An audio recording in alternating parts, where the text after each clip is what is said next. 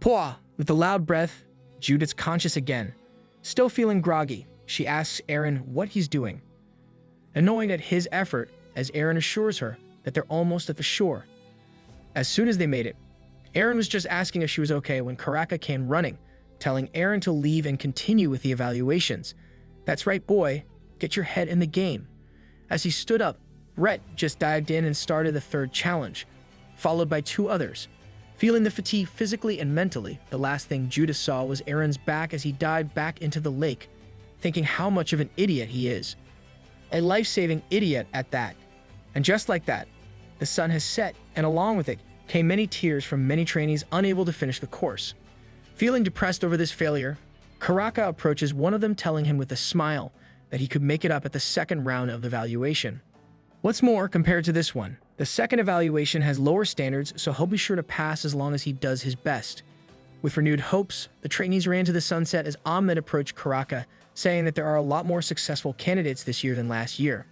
Karaka echoed the sentiment with a smile, but out of all the trainees this year, the one that stood out the most is the second to the last candidate, today's hero, Irene Pereira. Finally, the MC is MCing.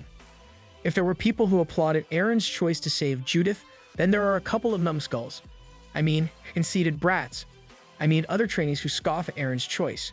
Oh, and this dude ended up on the 5th place, much to the rest of Brett's followers' surprise. Of course, congratulations are in order, so Brett, who ranked 2nd place, came forward congratulating Lance, the 5th in place for today's evaluations. But Brett already got his eyes on Aaron. Even Brett's aware that Aaron's performance today was on a whole different level, something he can't catch up to. It's like he was on a booster, if he didn't save Judith at the last minute. Brett thought that he'd be in 4th place, and that he lost to Aaron today. The next day, Aaron was busy training by himself while running in the tracks when Ilia came out of nowhere, asking why he did it. Obviously, Ilia is not pleased that Aaron prioritized saving Judith over finishing the midterm evaluations. As for Aaron, well, it was a no-brainer. He just felt that he had to do that. Spoken like a true main character, you all. She counters that any of the instructors on standby would have saved Judith if he didn't. He just wasted the chance to be trained by the head sword master, and he'll still be mocked by the other trainees. Aaron was quiet for a moment, then answered that he knows how people called him a deadbeat noble behind his back. For the longest time, he felt like he was stuck in a swamp, and it was only thanks to his family that he was able to get out of it. So how could he sit idly by when he sees someone who was once in the same boat as him? It's not right to leave people drowning like that. Ilia was not satisfied with his answer and decided to walk away, stressing that swordsmanship training is different, and Aaron just threw his one chance to seek guidance from the head swordmaster and for his foolish decision. Ilia told him that he won't help him anymore. But before she walked away, Aaron asked her why she helped him all this time, and her answer is that she just hates it when people talk smack behind other people's back. And then finally, the announcement of the evaluation's results.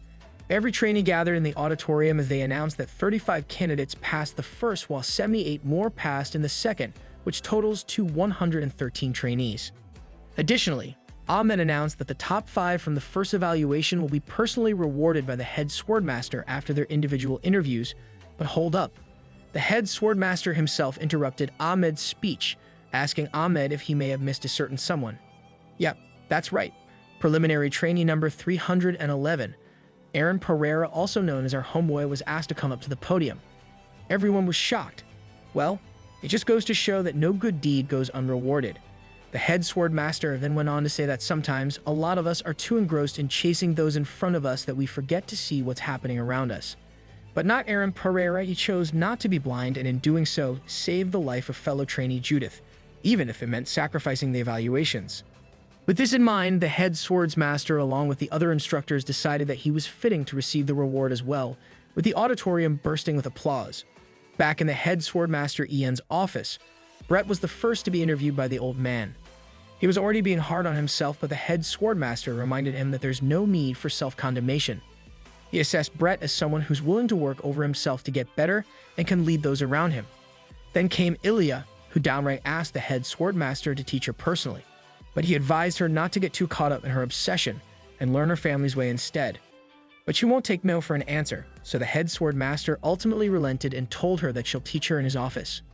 And lastly, there's Aaron. Now, as the least experienced trainee of all, what could he ask for?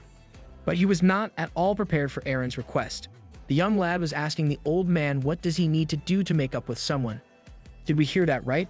The head swordmaster was calm and decided to hear what Aaron has to say, considering he's never left his room for more than 10 years, and he's already 15. Of course, he doesn't know how to socialize. Okay, so let's hear him out. It's finally time for an elder to help our boy out. So Aaron spent his time explaining what happened between him and Ilia as the head swordmaster listened patiently. After sharing the story, Aaron shared his thanks, but like every good teacher, Ian said that he was happy to help and that it was nice to advise on a different topic. The older man didn't expect Ilia to be the source of Aaron's worry, but brushed it aside and asked the fledgling swordsman about the main topic, and that's the award. Surely, Aaron wouldn't settle for a counseling session with the greatest swordmaster at the academy, right? He's not satisfied with just this, so he reminded Aaron that he could teach him how to wield the sword in detail and even more invaluable advice. Great deal, right? But Aaron, our boy, kind of short-circuited and started babbling about he has no idea what to ask, and that he just started sword training a month ago, and he feels embarrassed at his lack of idea, and clap. The older man clapped his hands to stop Aaron from babbling. What's he so nervous about? A swordsman should be confident. Since Aaron couldn't decide for himself, the head swordmaster decided that he'd give Aaron's reward some other time or teach him, when he believes the time has come. Our hero seems to be pleased with this suggestion, so off he went his merry way. Still, Ian was surprised at Aaron's demeanor and something seems off. It was like he was not even nervous at all and like he already has someone guiding him. Thinking of this made Ian remember a similar trainee from years back with remarkable talent and an unpredictable personality, but nah, Aaron's way too different from that. Next thing we know, Aaron was busy working on his games when he was approached by Judith. Well, she's not surprised that our boy's hard at work as always, but is it really okay to keep training like that? Especially since they'll be starting sword training tomorrow. But more importantly, what was she doing here? As soon as Aaron got up to ask her, she was quick to explain that she had to say something. Thank you. For Aaron, it was no biggie, but apparently for Judith, it means a lot, so she proposed that they should stick together and help each other out from now on. Yay, now there are two of them. New friend unlocked. And it turns out Judith's the type who can get a little too comfortable with someone real quick, as she's already got their activities mapped out for the next day. They'll be having meals together from now on and will work to start training the sword together, even threatening Aaron in the process and playfully smacking him. But still, he thought to himself that this isn't so bad, so just like that, he gained a big sis, even if she's 2 years younger than him. The next day, Judith really did stick to Aaron like glue. She's even sharing songs with him, much to the surprise of everybody, especially Brett and his group. Even though they were weirded out by Judith's closeness, what's stranger for Brett is Aaron and Ilia seem to be distant from each other. His nosy butt can't help but think that something must have happened. He didn't have time to wonder much since Ahmed called their attention that from today onwards, they'll be starting their sword training. For the next 2 hours, the trainees are free to train with the sword as they like and choose a wooden sword of their liking for practice. Like bees to honey, they went straight for the swords. Judith's been swinging hers wildly, happy that it doesn't break, and Ahmed can't help but think that it's the result of their training for the past few months, enhancing and strengthening their stamina. Brett, too, could feel the difference and the lightness from handling the weapon. As everyone chose their weapon, the room suddenly went quiet as all eyes were on Aaron. Carefully, he stepped forward and stopped in front of the biggest wooden sword that looks a lot like Guts' Dragon Slayer. As he picked it up, Aaron put all of his focus on the wooden weapon as the head sword master watched silently from the sides. With utmost focus, he gave the sword one big swing. Obviously, nothing happened, and Brett's group was quick to diss him, but Ahmed and Karaka saw it. It may be rough, but Aaron's stance is pretty close to the standard. Ilia too was speechless, only observing from the sides, but as Brett's henchmen babbled about how Aaron's just a show-off, the blue-haired lord started walking towards Aaron with his sword drawn. I challenge you to a duel, Brett said to Aaron, much to the immediate shock of everyone in the room. Aaron too was shocked, but only looked to Ian for permission. The old man was quick to nod and Aaron accepted. So the duel's on. The trainees parted like the Red Sea and gave the two space while Ahmed was quick to blow a fuse, calling them out that they can only duel after formal swordsmanship training, while Karaka is lost in thought, wondering why Brett would do such a thing. Ahmed was about to continue his litany of reminders when Ian cut him off, saying there may be exceptions at times, and allowed the duel to take place. But before the two could start, he warned them that he would intervene if he finds it risky. With that, the head swordmaster stepped away to leave the two to their devices. As soon as the old man did that, Brett lunged forward and dashed straight toward Aaron at an alarming speed that caught our hero by surprise. Aaron could only stand as Brett delivered the first blow, a slash to his right side, but thankfully, Aaron managed to block it. What do you know? Brett could actually walk the talk. Brett only looked at our hero with piercing eyes as Aaron looked at the place where Brett attacked. His opponent, though, didn't let him breathe, since Brett quickly dashed back towards Aaron and this time sent a straight thrust to his head, which Aaron barely dodged with a hair's breadth and is now pushed back thanks to Brett's barrage of attacks, who's not even giving Aaron time to regain his footing. Plus, there's his speed too, which makes it near impossible for Aaron to counter. The crowd of trainees continue to look on, but they're most surprised that Aaron was able to hold out.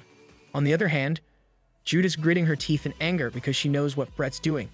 He's testing Aaron. With laser focus, Brett gives another swing towards Aaron, which the latter blocks before Brett stepped back. He's thinking to himself that for a beginner swordsman, Aaron's reflexes ain't bad, but his balance is crap.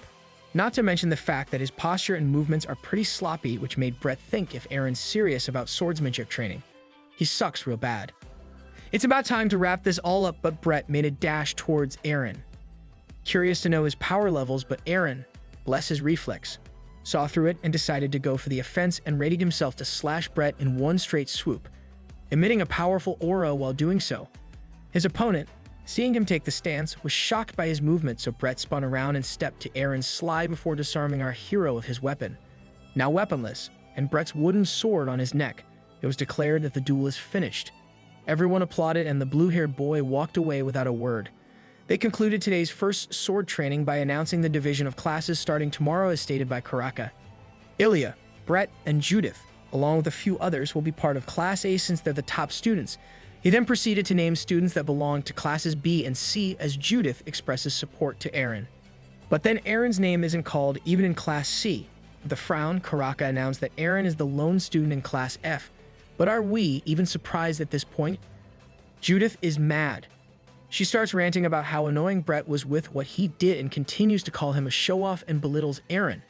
Our hero, on the other hand, is calm and continues practicing the sword on the side, as she keeps on babbling about encouraging Aaron and nitpicking Brett's cronies. Aaron only looks at her and calmly tells her that she shouldn't get mad on his behalf. Flushed at his comment, Judith retaliated the only way she knew how, through sheer violence. On the other hand, Brett just finished freshening up and laid in bed. He can't stop thinking about Aaron's last move. There was so much focus and determination in it that he found himself dodging it on instinct. His sword, eyes, expression. Everything in that moment was so focused that Brett started to wonder something else. What kind of impression does Brett wear when he wields the sword? The next day, everyone starts their official sword training and Aaron is the lone student at Class F since the only thing he knows is the vertical slash. Here, he is guided by the temporary Class F instructor, Ron Tarhal. Yep, is the same dude from the infirmary from before. Before everything else, the instructor gave Aaron a pep talk on something he needs to catch up to compared to everyone else. For Aaron, he thinks it's talent, but no, with a firm grip and a powerful slash. Ron told Aaron that it's talent he needs to catch up to. Of course, hard work has to factor in as well, but for Aaron, who's more than a couple of years behind, that's a lot of catching up to do. Ron gave him 1 week to master all the sword basics, and if Aaron manages to do so, he'll be promoted to Class C. But if he can't do that, then he's stuck with Ron as his teacher in Class F. Ron did tell him, though, that if he can't even manage that, then it's better to leave the academy altogether. Well, that lit a fire up Aaron's butt. The lad's more determined now than ever. Days went by quickly, with Aaron hard at work and Ron watching over his form and throwing a tip or two and praising what Aaron did good now and then. By day 6, Ron realized something. Aaron constantly improved as the days went and at an alarming rate. He acknowledged that this young lad has quite the gift with swordsmanship. The day before his exam, Aaron was hard at work and asked Judith if she could look over his execution one last time. By then, this literal redhead is already fed up with Aaron's requests and already told him that he's doing great, but deep inside, she's happy that someone's asking for her insights. So with one fell swoop followed by a swing and slash, Aaron asked her how it was, but Judith didn't need any words. She gave it a thumbs up with a smile. The next day, Ron Tarhal is already back in the infirmary drinking tea when another instructor saw him. And yes, that only meant that Aaron got promoted and is already in Class C. Judith's mouth has 2 uses. One is to talk smack and the other is to eat big. She even eats more than the rest of the male trainees, as seen in today's cafeteria where she's already in her 6th plate. She also encourages Aaron to eat more but was told off by one of Brett's cronies, Lance. Never one to not talk back, of course, she had to drag Lance, even asking him if she has a crush on her, since he always teases her. But as soon as he was about to retort, Brett called him off and also told the rest to stop bad-mouthing the others. Judith may not look it, but she's pretty glad that Brett called him off and is happy that he's keeping a low profile recently. Then Aaron noticed Ilia from the other side, something Judith also took note of. She was quick to pick up that the two are quite distant from one another lately and might have had an argument. Aaron isn't too sure if it's an argument, but he was curious to know how his former mentor is doing. Annoyed at this, Judith just told him to ask Ilia herself, but of course, she's just playing with Aaron. She then proceeded to tell our MC that because of Ilia's exceptional talent and aloofness, no trainee dared to approach her, aside from the fact that they were pretty much overwhelmed by this genius.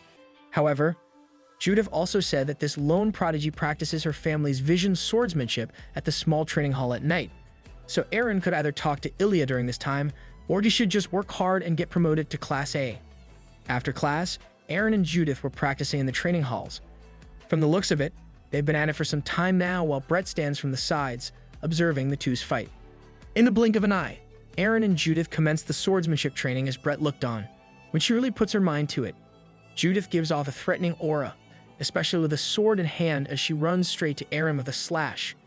Aaron, who has greatly improved now, quickly ducked from Judith's attack, but she was quick to change direction and send another swing which Aaron barely managed to block. Aaron's aware too that Judith's attacks are hard to parry, especially when she's all focused. She's quite the monster. This time, it was Aaron who came to a running start and was about to deliver a vertical slash to Judith, but as she raised her sword to block it, Aaron quickly changed it to a side slice, so Judith lowered her weapon to block Aaron's attack. Sneaky Lou, our hero's starting to use feints now. With grit, Judith applauded his tactics and changed her grip on the sword, this time leaning into it with more force that caught Aaron off balance, staggering onto the sides. As he lay on the floor, Judith complimented him on his improvements, but still not at her level though. With that, she called it a day even though Aaron clearly wanted to train more. Instead, she told him that he should go to the small training hall now instead, since he might chance upon a silver-haired trainee practicing there now. True enough, Ilia is practicing by herself and was just about to start when she heard light footsteps approaching her. Annoyed at the distraction, she looked back to see Aaron with a couple of things in his hands. Ilia was not pleased that her precious practice time was interrupted, but Aaron said he's just there to give her a gift along with a letter. Thinking it's a bribe, Ilia asked why he was giving it to her, and Aaron was quick to explain that back at home, she has a younger sister who he frequently gets into fights with, since they're both not good at socializing. After their fights, she'd wake up to find a letter and a small gift from her sister as a token of apology.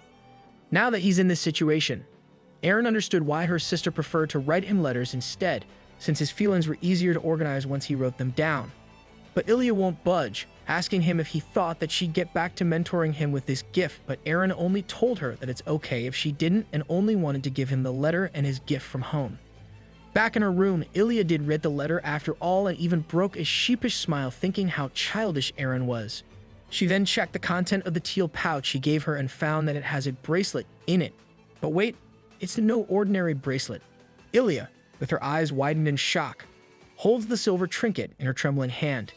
It's an Adonis. She started to sweat and panic, then just as quickly regained her composure, thinking that maybe she might have been a bit oversensitive towards Aaron. The next day, Judith and Aaron were getting ready for another duel, with her telling Aaron that they'd go even harder today. Just as suddenly, a lone figure started to walk towards them, and it's none other than Brett. Judith was annoyed, thinking that this blue-haired lord might want to pick a fight with them, but he only told her that he has something to say to her later. For now, he switched his attention to Aaron and expressed his wish to interact more with him. Everyone in the auditorium was dumbfounded, like, did he knock his head or something? But Brett explained that seeing how Aaron was during the midterm evils and duel made him take notice of Aaron's unbelievable level of concentration, so he asked our hero to teach him that. In return, Brett offered to teach him swordsmanship as well, saying that he wants the both of them to overcome these shortcomings and grow stronger together. Well, that was unexpected. The proud young lord of the Lloyd family proposing a deal, and with the last-ranked trainee too, scandalous. There was a deafening silence in the training hall with what Brett just said to the two. It was Judith who spoke first, asking him what his play was, since he tried to gauge Aaron's skills before. Now he wants to use him to improve. Thinking for a moment, Brett was quick to admit that he does want to use Aaron. Judith couldn't believe his audacity, but then again, what's so bad about that? Brett's pretty confident that he can improve on his own, but he's more aware that such training is inefficient in this setting. He was also quick to point out that it's a two-way street. They could use him too. He noticed how Judith only trains with Aaron apart from their official classes, and he points out that it's better to learn by interacting with the other trainees and look at things with a broader perspective. Boy, we just love this non-toxic competition happening right now. Brett said himself it would be a great opportunity to achieve high-quality growth. He's not just a nosy brat after all. Even the other trainees who heard Brett's proclamation were inspired by him, especially since he's from Class A and Aaron is from Class C. Aaron agreed, but he opened up about how he's lacking compared to Brett, who's already leagues ahead of him. But the blue-haired boy assured him that he has something that he doesn't. Brett has always been aware, since the midterm evaluations, that Aaron managed to maintain the intensity of his training because of his focus. This is what Brett wanted to learn from him. How was he able to maintain that level of concentration throughout training? To this, Aaron slumped, saying he has no idea how he does it, but Brett just walked away with a smile. That's what all geniuses say. Although Aaron doesn't consider himself as such, Brett sure does, since being able to concentrate consistently is a skill. Us people who suffer from ADHD can't relate. As he walked away, he told Judith that she'll also be training with him starting tomorrow, but she continues to reject his proposition. And one last thing, he told Aaron to hold himself high and not lower himself as such.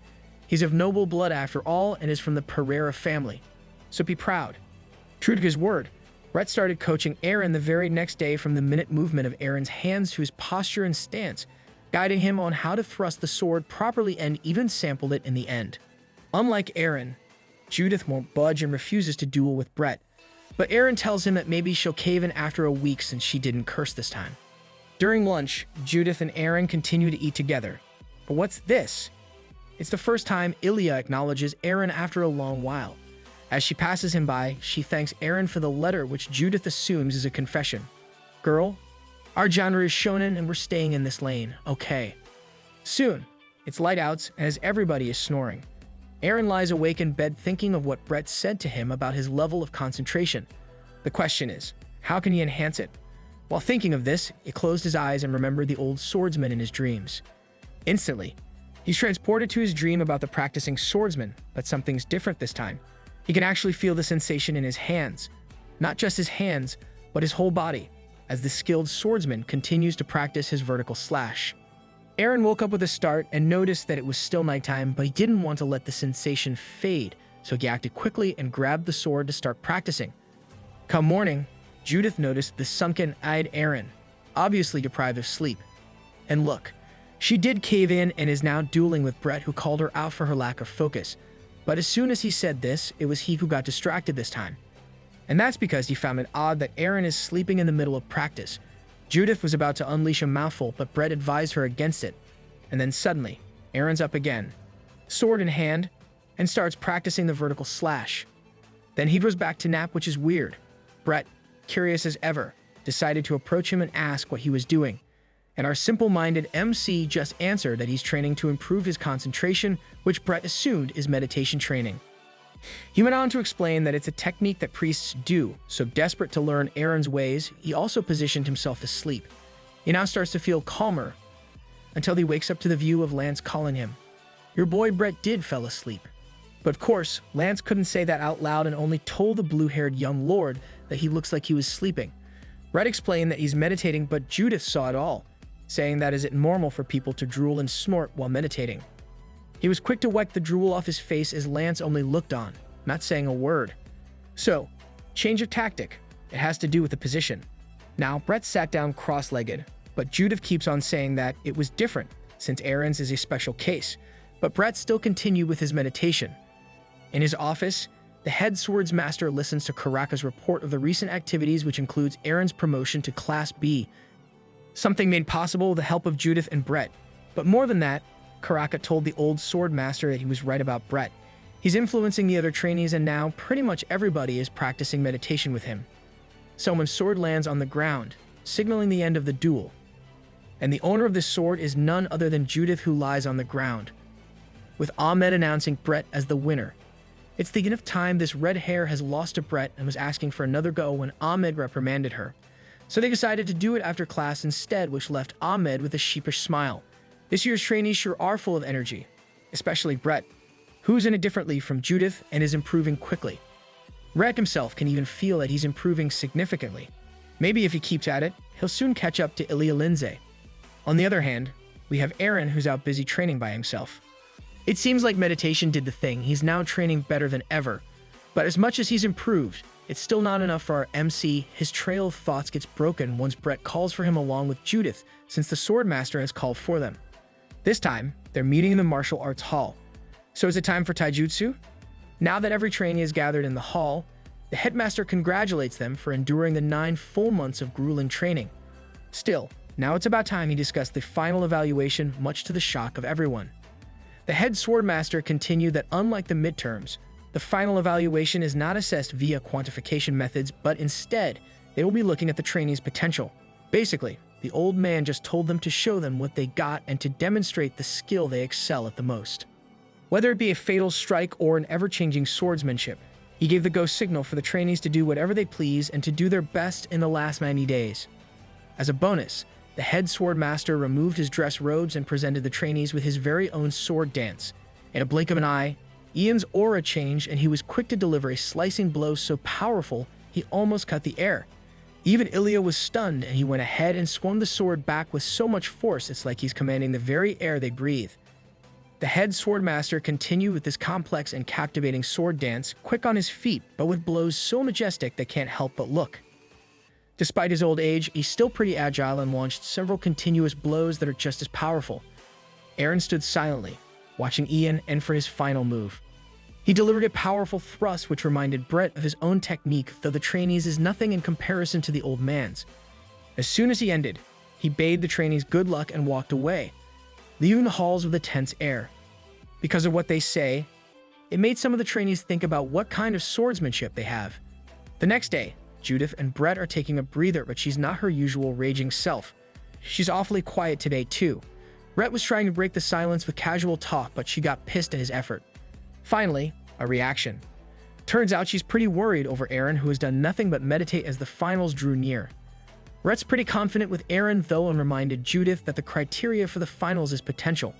To be specific, future potential, and out of all the trainees in the academy, Aaron is the one who has shown the greatest improvement in the past 9 months.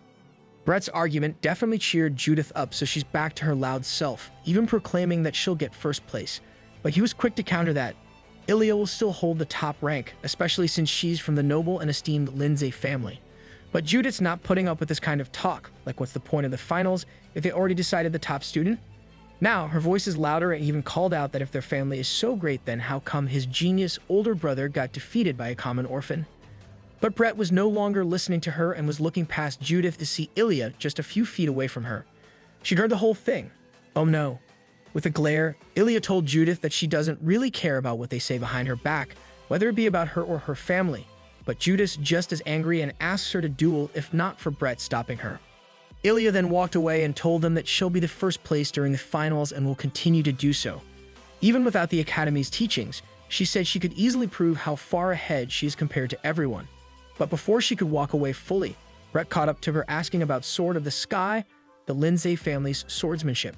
It's said to be the technique used to defeat the dragon of the demon race 400 years ago. Turns out Brett wants to see it, but Ilia said she won't be showing it. However, Brett taunts her that if she doesn't showcase it, he'll be the one to take the first place in the finals, which caught Ilia off guard. Men and their friggin' audacity. Aaron continues to train the vertical slash by himself, but there's something off. This isn't how it felt, he thought. Our MC thought he was getting better at this thanks to meditation, but lately, the swordsman from his dream keeps getting further away from him. So he tries to meditate again and sat cross-legged, but wait. Will it be better if he holds the sword as he meditates? And so he did. Meanwhile, in the training halls, side character Lance is pretty fired up, winning one duel after the other that Brett himself can't help but praise him for. But Lance said that it's all thanks to the blue-haired lord's influence. They got pretty pumped up after hearing what Brett said to Ilia before, just as Brett brushed off the flattery. Judith comes walking and asking Brett for another duel. The two were at it. clashing swords, but Brett is faster as he sends a powerful thrust to Judith, which almost got her face stabbed. Thankfully, she dodged in time and she countered with a slash, leaving her left side open where Brett chose to land another powerful swing. Judith blocked it using both of her hands gripping the sword, realizing that Brett got more powerful as well. As she swung back, he stepped back to put some distance between them as Judith catches her breath. She thought that maybe this time, there was a chance that Brett could really defeat Ilia, even if Judith didn't want to admit it. It's frustrating, but he gave her another goal this time, to aim higher. As she braced for the next attack, Judith decided that she'll defeat Brett when they finally become official trainees. We just love the healthy competition in this manhwa. After a while, Brett called it quits, saying that they shouldn't overwork themselves. Surprisingly, Judith didn't put up a fuss this time, saying that she's got other things to do, and when Brett asked her what those are, she just told him off. Not by himself. Brett once again thought that he's definitely changed for the better, and this time, maybe it's really possible for him to be on par with Ilia. And not just that, maybe this time, he can take Aaron's blows too. Speaking of Aaron, our MC is still pretty deep in meditation, sword in hand. But nothing significant is happening. Now this is getting frustrating. Just as he starts to worry about what to do, he hears a voice asking him if he doesn't feel stuffy. Holed up in the training hall all day. It was Judith. She then asks him to come out and take a breath of fresh air with her.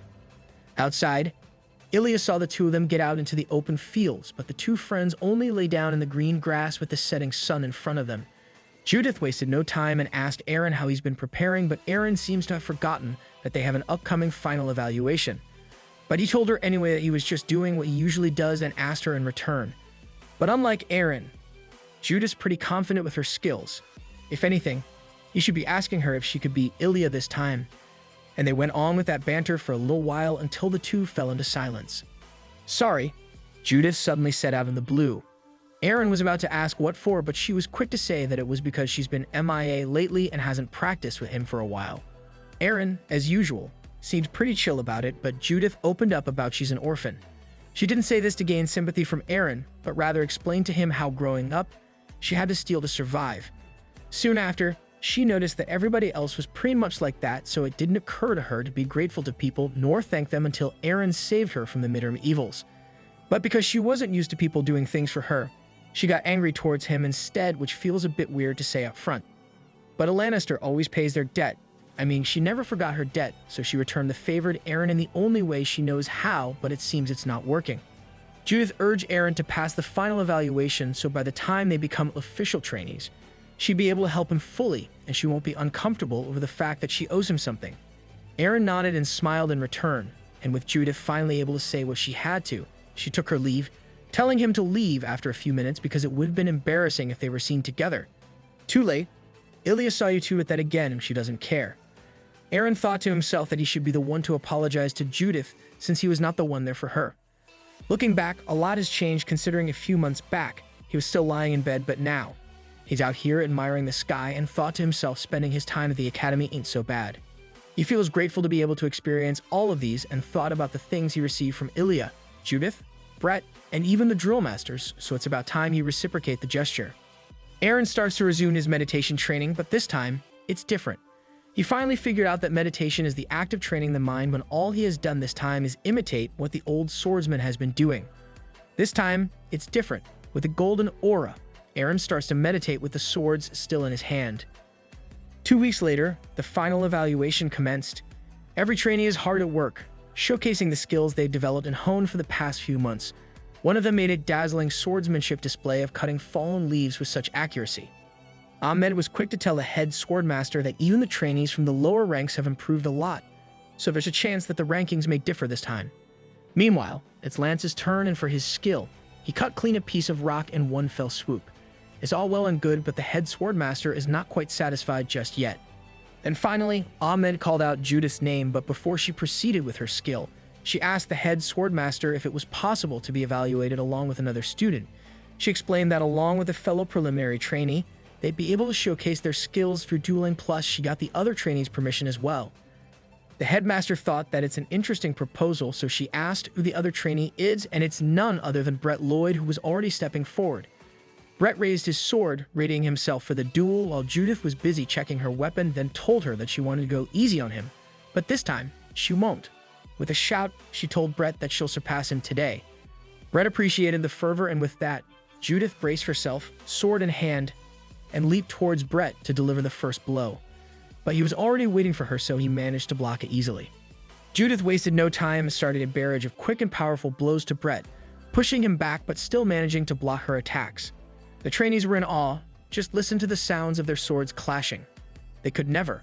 Brett's quite shocked with the amount of power Judith is putting in her attacks, but she was relentless as ever.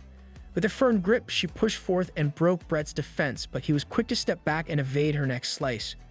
Thank God Brett has quick reflexes, since it allowed him to dodge Judith's attacks barely, as she kept on slashing the blue-haired boy. Despite her quick movements, her attack power never decreased, which was praised by the other trainees too. Now, Brett is on the defense and is finding his momentum by stepping back, but Judith kept chasing after him, delivering one blow after another. She was like a fiery beast on a hunt. Brett tried to break her focus by taking a swing, but Judith jumped just in time to evade this and was about to deliver her finishing blow from the air, but Brett managed to parry the attack. This exchange of blows and Judith chasing Brett as he parried her attacks went on. Ron Tarhal was even surprised at how great they both are. Leaping from one direction to the next, Judith dashed towards Brett, and if you don't have trained eyes, you'll most likely miss the speed of these trainees' weapons clashing against each other. Many may think that Judith's got the upper hand, being offensive and all. But Ahmed was quick to discern that Brett is deflecting all of her blows perfectly. He managed to see a window of opportunity and delivered a thrust straight to Judith's face, which she managed to dodge, but his weapon already grazed her cheek. It was a small movement, but it was enough to draw Judith back and regain her stance as her head starts boiling up again. It didn't help that Brett taunted her too, so once again, they found themselves locked in a vicious sort of fight with Judith once again on the offense. For her, she thinks she has to strike harder, but Brett thinks he has to be faster. They clash one last time as the dust starts to settle. Both parties are standing at a distance from each other, but it was Judith who has a broken sword, while Brett remains unscathed, sword still intact. In the end, she thought she couldn't surpass him, but the head swordmaster said that it was an even match. Karaka spoke up in agreement but countered that Brett was the slightly superior one this time, eliciting a smirk from the blue-haired boy. All their efforts were worth it because Ian praised them both, claiming that it was a great match. The two bowed and thanked him, while also smiling at their accomplishment. Wondering who's next, Ian asked Ahmed since he was excited, and the red-haired instructor said that it was Ilia Lindsay. She was focused and had a chilling aura, but Brett was confident that he was stronger now and maybe he can finally defeat her as Ilia walked past him. Ian questioned Ilia about what she will show, and the top student answered that she'll demonstrate her family's swordsmanship, which Ian was quick to clarify as Sword of the Sky, the technique that slashed the neck of the Dragon King from the demon race. Ilia raised her wooden sword, her gaze at the tip, while Brett looks on with a smirk. But in an instant, this smirk was gone, and he was left with eyes wide as Ilia started to cut through the air. With moves so graceful as a dance, the genius of the Lindsay family delivered one swing after the other, and in doing so, gusts of wind started to envelop the halls. The wind only seemed to pick up speed as Ilia braced herself to deliver a powerful slice with the wind beneath her sword. And she was quick to deliver a vertical slash with such intensity that it looks like she was commanding the air. Ilia continued with her swings and slashes until everyone could feel the wind cutting through and them doing their best not to get cut by these gusts. Judith couldn't believe it too. What the heck is this? Your girl Ilia wasn't kidding when she said she was way ahead of everybody else. As the gust came to a stop, Ilia stood silently in the middle of the hall. The head swordmaster has a serious face, seeing the Lindsay family's Sword of the Sky, while Karaka stood speechless at his side. Brett, too, was too stunned to speak, but he was more shocked at the fact that the Lindsay family's swordsmanship was the real deal. And just as quickly, he became aware of the fact that Ilia is a wall he could never overcome. What was he even thinking? He snapped back to reality as Judith calls his attention to the last trainee showcase, who is none other than Aaron. As Aaron walks to the center, Judith lets out a cheer that pierced through the crowd. And yes, it's a silhouette, but who else has bright red hair apart from her? As Aaron walked towards the center, Brett is left with a dreadful feeling, clenching his fists out of anxiety. He flashed back to a time when Aaron called him a good person and sang praises as to why many people followed him, but Brett brushed all of these off, saying he's not as good as Aaron thinks, and this moment was proof of it. Like a mantra in his head, Brett begs Aaron to not be exceptional like the others, finally succumbing to the jealousy and inferiority in his heart.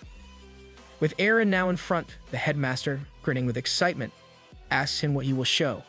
He was quiet, and everyone was already got their eyes on him before answering that he'll be demonstrating a vertical slash. Aaron, doing a vertical slash? Shocking. The headmaster only grinned widely as Judith hung her head in shame, while Ahmed is just as surprised. Lance, on the other hand, couldn't keep his cool and shouted at Aaron from the sidelines, which earned him a warning from Ahmed. But can't blame the kid's frustration. Even Ahmed is frustrated. Just what the heck is Aaron thinking, demonstrating a vertical slash in a crucial moment like this? But Aaron was already in position, sword in hand, held above his head and his eyes closed in meditation. He's imagining he's in a solemn space.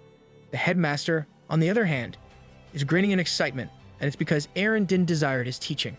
While the rest of the class stood in awe of Ian's swordsmanship display back then, Aaron is the only one who wasn't intimidated by it. Everyone's silent, waiting for Aaron to move, but now they're growing impatient. Ilia was the only one who noticed that Aaron is actually meditating right now. As he focused on his breath, Aaron starts to tense up every muscle in his body, then shifted his focus to the core of the heart. In doing so, he started to emit a blue aura as he imagines himself in the middle of the lake when suddenly, a hulking wave, many times his size, comes crashing in front of him. At this moment, Aaron thought of the swordsman in his dreams who he doesn't know, who makes a gigantic appearance by his side. As the old swordsman braces himself for a big swing, so does Aaron, all the while thinking that he just needs an iron will that makes him keep going through the pain and willpower as strong as steel.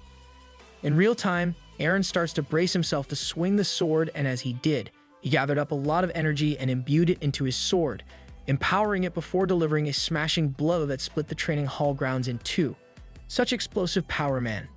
Everyone's mouth was hanging open, eyes wide in shock at this display of power as debris comes flying about. Judith was speechless while Brett's got both fists clenched, now bloody from how tightly he was gripping them. Judith noticed it too and was aware of how the other was feeling. The headmaster, on the other hand, was smiling at Aaron's demonstration. Since Aaron is the last, it didn't take long for the instructors to decide the final ranking for the finals. But before the headmaster announced their names, he was quick to say that the ranking now doesn't decide the formal admission since they also have a final interview to attend. After that, he began to announce the lowest rank, the 66th place, to Peter Nelson, then 42nd, and the list goes on until they reach the final four. Judith came in 4th place, followed by Brett in 3rd place, and Aaron makes a shocking debut in 2nd place. Of course, the top spot goes to none other than Ilia herself. After announcing the ranks, the headmaster quickly dismissed them so they could start to rest. Later, Ilia makes her way to the training halls, and like a creature of habit, she wasn't surprised to see Aaron training again despite the recent exam's conclusion. The two sat in silence for a while until Ilia broke the silence, admiring how strong Aaron has come. Though she did admit that Judith and Brett were both strong too. Still, she says it's been a while since she felt that someone was quickly chasing after her. With such a narrow gap, normally, Ilia would feel bad, but now it doesn't feel as such, and she even called it a little fun. She even said that the vertical slash Aaron did was quite intimidating, which left him feeling flustered, and praised Ilia's sword of the sky as well. Seeing him all flustered elicited a giggle from her, but soon she became serious again, telling Aaron that she was leaving Kronos Academy. Huh? All those hardships and for what? Even Aaron got pretty shocked, but Ilia admitted that she wasn't planning on becoming an official trainee on the get-go. If anything, she's only in it once she caps 1st place on both the midterms and final evaluations. Then she asks Aaron this: "Do you know who used to be called the greatest genius in the continent?" Aaron, who's been sleeping for years, obviously doesn't know, but Ilia was quick to answer that it was Carl Lindsay, her older brother. Flashback time. Ilia starts to open up about her childhood and how, at the age of 7, she remembers her brother being so famous that practically everybody knew him in every corner of the continent. Carl Lindsay, who looks like a kinder version of Sephiroth, was such a prodigy that at 10, he even won duels against knights. Such an exceptional talent is quite impossible for someone his age. Soon enough, his reputation preceded himself, and Carl Lindsay became known as the continent's greatest prodigy. It only got better over time until one day, his life changed forever, and it's all thanks to a commoner. Now this commoner was ranked 1st at Kronos Swordsmanship Academy, yet, strangely enough, didn't push through with becoming an official trainee. She was known as the 2nd prodigy in the land and was famous for organizing a mercenary army at just 14. Her name is Ignet, and out of the blue, she appeared in front of Carl and challenged him to a duel. The Lindsay family is known to never back down to any duel, so Carl was quick to accept. But just after 3 strikes, Ignet was declared the winner. Carl even ended up with a broken sword after the duel while Ignet looked at him in disappointment as he knelt on the ground reeling from the shock. Ilia continued to narrate by saying she quickly ran toward her brother, her hero, witnessing his defeat for the first time, which led to her crying in his arms. Carl, like the older brother that he is, comforted Ilia, so she thought he'd be able to bounce back after this, which he never did. After his defeat, people started treating him differently, coldly even, and was the subject of mockery and criticism daily. Carl soon broke down in despair, and Ilia, seeing his brother suffer like that, decided that it was people's gaze that made him like that. So she vowed not to be swayed by the others so she won't be like him, and before she knew it, she was already swayed by it. Ilia revealed that she went to Chrono's Swordsmanship Academy at 12 because Ignet won the top rank at the said academy when she was 13, and that the reason why Ilia wanted to be recognized as an official knight at the age of 14 is because Ignet was appointed as the Knight of Honor when she was 15. But now that Ilia has done what she came for, she's decided to stop chasing Ignet now. She doesn't say it directly to him, but it's thanks to Eren that Ilia has come to this decision. Seeing how he's not swayed by anyone, he continues to walk his own path. She's decided that she'll follow her own path, which earned her praise from Eren. For him, his trouble lies in the fact that he still has no clear goal, but Ilia just laughed his worries off and advised him to keep on grinding and work harder. If not, she'll widen the gap in her talent all the more. Ilia really sneaked in a cool outro as she walked away. What a cool girl. But this conversation only made Eren wonder if he's really doing all right. Is he really fine as he is? On the other hand, we've got Brett who's standing over the large crack on the floor Eren made with his technique. He stood there motionless until Judith popped out of nowhere and tried to cheer him up, joking that the area is off limits for construction. She was even asking him for another round of duel when suddenly, Brett said that he was quitting. Just like that, it just dawned on Brett how someone, who just learned how to wield a sword in less than a year, managed to improve that much when he has been training so hard. And for what? How could he reach Eren's level? Brett already got the eyes of a dead fish. This one's a real gunner, as he tells Judith that only chosen ones can do such things. With that, he bade his goodbye, but Judith grabbed him by the shoulder and took a swing at his face. The F-man? As Brett came crashing on the ground, he angrily asked Judith what that was for, but no. She was way angrier.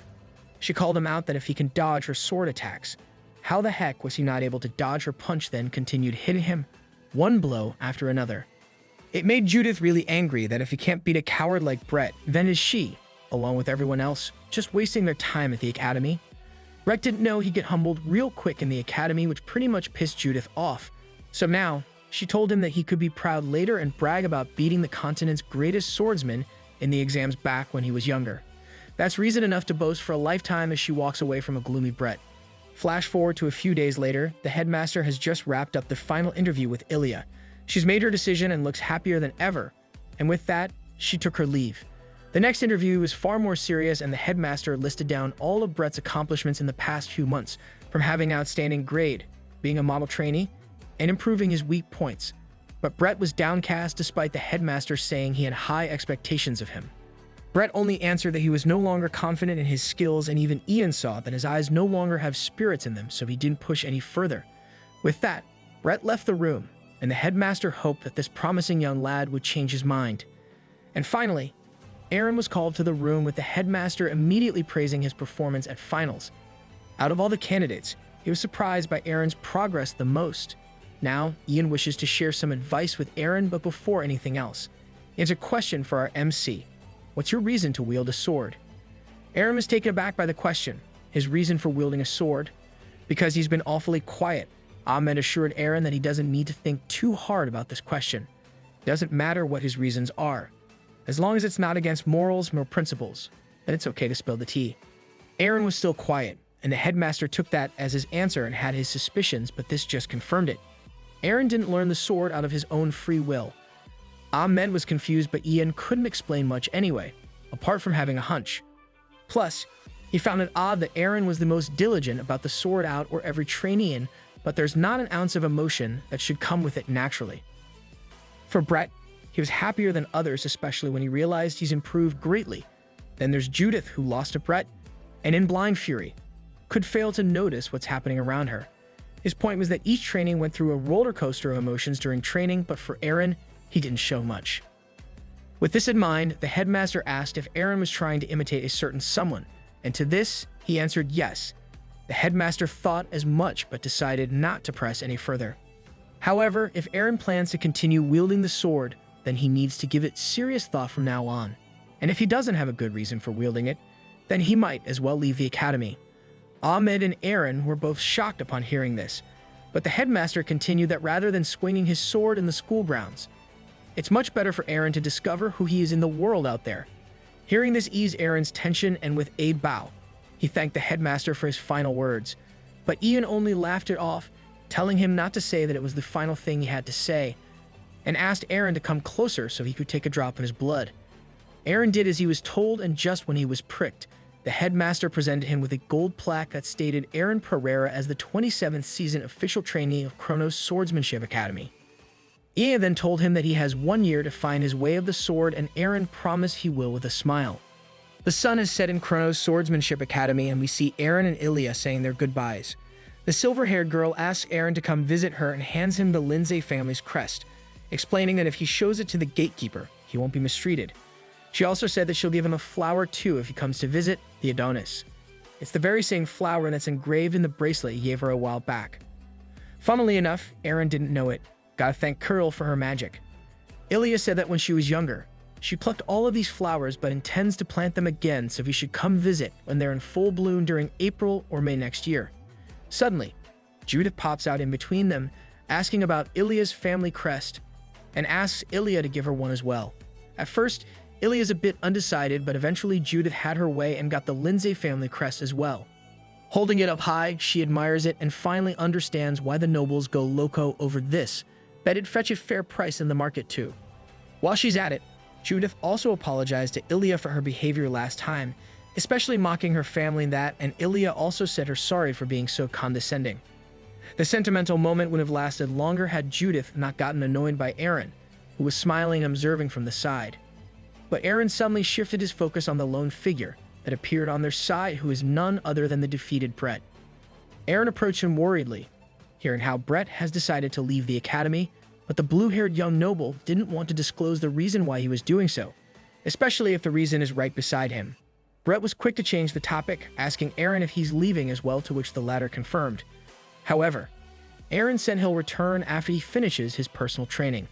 Hearing this made Brett think how hardworking Aaron is and how he feels useless, but his thoughts got cut short when Aaron thanked him. Aaron tells him that he feels alive when he swings his sword because of Brett, much to the blue-haired boy's surprise. He went on to say that because of what he went through at the academy and how everyone helped him out, he was able to understand and reflect upon himself. Before Brett could reply, his carriage has come to take him home, cutting their conversation short. The young noble went inside without replying to what Aaron had to say, and as he sat in his carriage, he could hear Aaron shouting and asking Brett to promise him that they'll meet again once they're stronger. Brett only held his fists and sat wordlessly as his carriage went further away. Ilia and Judith were pretty speechless at Aaron's outburst. Judith even joking that they look like lovers, but Aaron did it because he had a feeling he won't be seeing Brett again. And then suddenly, it's Aaron's carriage which arrives that has come to fetch him, along with his butler. Aaron was quick to introduce Ilia and Judith as his friends, which shocked him, then immediately thanked the two girls for befriending his young master. Soon enough, Aaron left, leaving Judith and Ilia alone. Awkward.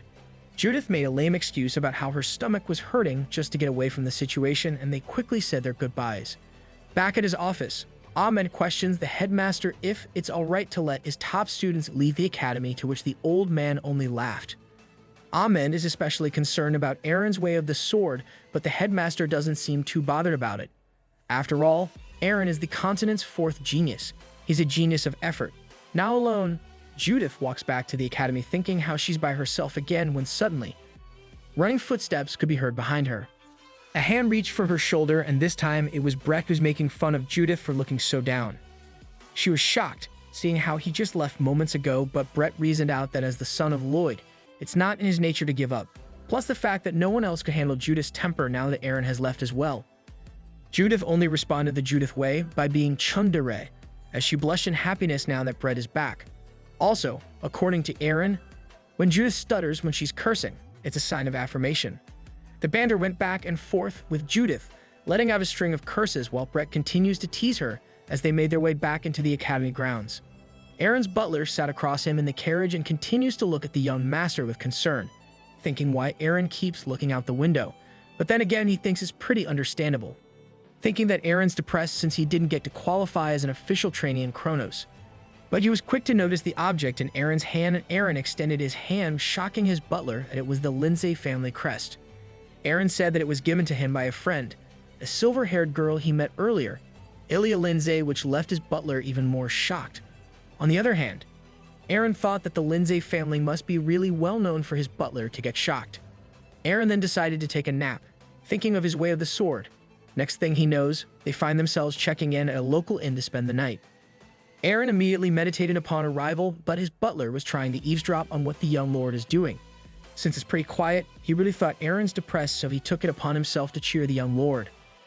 Later, he went out to see more of the town when he chanced upon an unlikely figure, an orc. And no, this orc is not from Middle Earth, but he does look like he's related to Jinbei though. The fact that he got shocked was because orcs are usually seen in the northwest part, not here in the south region, and upon closer inspection. This orc wore a pentagram pendant and a sleeve tattoo, which signifies that he's a fortune teller. The next day, Aaron's butler brings his young lord to the orc just for lighthearted fortune telling. Plus, meeting a fortune teller orc is considered as good luck. As they approached his stall, the orc asked which of them would like to get their fortunes read, to which Aaron spoke up. His butler was at ease, thinking that this orc will most likely say good things for Aaron. As the orc asks Aaron what aspect of his life would he like to be read for, the creature stopped mid-sentence to ask for Aaron's age. This puzzled the two, especially the butler, seeing how Aaron is a teenager. Aaron was quick to answer that he's 16, but the orc laughs it off, saying he can't read his fortune if he lies. Clearing his name, the orc continues to laugh it off but told Aaron that he could be in any night order if he wants, but Aaron's butler has had enough. Before he could read further, the butler popped off, calling the orc fake, and with a stomp, walked away while telling the young lord that the being wasted their time. But before Aaron could walk away, the orc handed him a piece of paper that will help him when things get difficult. Aaron received it with thanks and walked away, but the orc continued to look at his retreating body, assessing how powerful it is. It's hard to believe it belongs to a 16-year-old boy. The next day, the two were back on the road again with his butler apologizing about the fake fortune teller, but Aaron, being kind-hearted as he is, didn't mind since the being didn't say anything bad. If anything, he gave quite a piece of advice with the paper he handed last night. One need not be alone to stand alone. But what does it mean? So does he need to Kagi Bunshin? Plus, the fact that the orc asked for his age, could he have seen the old man in his dreams too? His butler went on to rant about how he felt that he was a scam from the start, and that it was especially rude since Aaron's heading home after failing the exam. To this, Aaron corrected him, saying he wasn't disqualified and that he passed, just not right now. Kinda like a conditional pass, which left his butler's mouth hanging open. As long as he completes the task the headmaster assigned him, then he could return to Kronos, which left his butler even more shocked. And his shock came at the same time as their coach driver, who announced that the Garin family's carriage is approaching them. Hearing this, his butler peeped his head out to verify if it was really the house of Viscount Garin, and it's them all right. Out of all the houses, they were the ones who were most hostile towards the Pereiras, and they especially had their fun humiliating Aaron. And to make matters worse, it's Aaron Garin, the second son. A young lad with brown hair came out of the coach along with an older man, with both dressed in red robes. Aaron's butler announced the two and told him that he could stay in the carriage and deal with this himself, but Aaron's like, nah, it would be disrespectful. So if his butler could only follow his lord's wishes. The two eventually went out to greet the Lord Aaron Garin along with Sir Jack Stewart, and the Garin Weasel was quick to judge that Aaron has not only gotten taller but fit as well. Aaron starts making small talk, asking Aaron about Kronos Academy and even saying that he could barely recognize Aaron now. The academy sure did its job. Aaron also said that they were out on business to deliver a message from his father. He then asked if Aaron will continue practicing the sword, to which the other confirmed, but this little lord still answered with contempt and said that he should continue to practice with his family because he started late. Aaron's butler is already mad, thinking how disrespectful this kid is, considering he's a year younger than Aaron. Since there's not much to go on, Aaron asked the little lord if that's all he has to say, and that he'll be on his way since it was a long trip. The Garin's mate, Sir Jack, was surprised at Aaron's action, which he thought was a taunt. But this was enough to anger the little weasel lord, so before Aaron fully walked away, he asked our MC for a handshake. Aaron was starting to show annoyance like what for, but Aaron made up an excuse that swordsmen use it to gauge strength, even naming the famous swordsman Louis Sogard as the man behind it. To make it convincing, he even roped in Sir Jack, who only confirmed and went along with his trip. What a sicko. So once again, Garen extends his hand thinking he'll gauge how much Aaron has improved, but Aaron just stared and grabbed on. Thinking he won, Garen thought to himself that he'll use this chance to crush Aaron's hand using a tight grip, only to see Aaron staring blankly in front of him. Man's not budging at all. Meanwhile, Garen gets redder by the minute, exerting even more strength in his grip, and then Aaron remembered that he's supposed to grip tight, and that he did, shocking Garen with his grip strength that made the smaller lord pull his hand away in pain. Aaron only said a half-hearted sorry because it's his first time and he couldn't control his strength. Oops. This was so embarrassing for Aaron Garen, who, for the first time, is the first to pull away, but Aaron's pretty done and was ready to bounce when they heard another voice from the side. Disappointed at the lack of action in this face-off, a black cat with white fur on its paw, neck, and the tip of its tail was watching the whole scenario, and Sir Jack asked out loud if the cat was the one who spoke, but Aaron's butler already has his mouth open wide in shock. Could it be a sorcerer? And what's it doing here?